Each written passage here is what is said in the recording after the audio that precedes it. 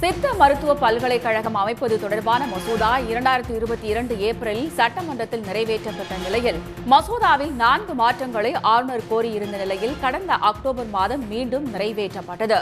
இந்நிலையில் சித்த மருத்துவ பல்கலைக்கழக மசோதாவை குடியரசுத் தலைவருக்கு அனுப்பி வைத்தார் தற்போது ஆளுநர் RN ரவி அவர்கள்.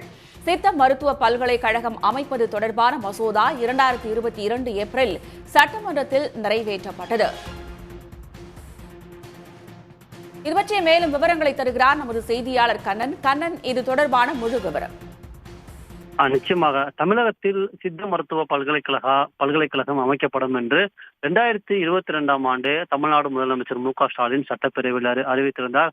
அதன்படி மாதவரத்தில் 22 ஏக்கர் நிலமானது தேர்வு செய்யப்பட்டு அங்கு சித்த மருத்துவ பல்கலைக்கழகம் அமைப்பதற்கான நடவடிக்கை எடுக்கப்பட்டு அந்த மசோதா அந்த 2022 ஆண்டு ஏப்ரல் மாதம் சட்டப்பேரவையில் நிறைவேற்றப்பட்டு ஆளுநர் ஒப்புதலுக்கு அனுப்பி வைக்கப்பட்டது. இந்த மசோதாக்கு பல மாதங்களாக ஆளுநர் ஒப்புதல் அளிக்கப்படாமல் நிலையில் கடந்த ஆகஸ்ட் மாதம், அதாவது 2025 ஆகஸ்ட் மாதம் இந்த மசோதாவை தமிழ்நாடு ஆளுநர் RN ரவி திருப்பி அனுப்பியிருந்தார்.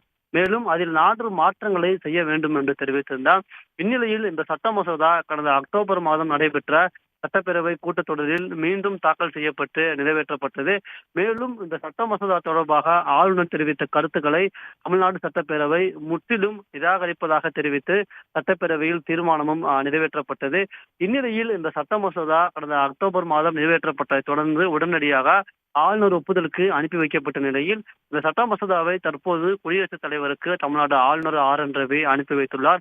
அதன்படி பார்த்தோம் என்றால் சட்ட மசோதா ஒரு முறை தமிழ்நாடு சட்டப்பேரவையில் நிறைவேற்றப்பட்டு ஆளுநர் திருப்பி அனுப்பிக்கப்பட்டு மீண்டும் நிறைவேற்றப்பட்ட நிலையில் சட்ட மசோதாவை குடியரசுத் தலைவருக்கு தமிழ்நாடு ஆளுநர் RN ரவி தற்போது அனுப்பி வைத்துள்ளார்.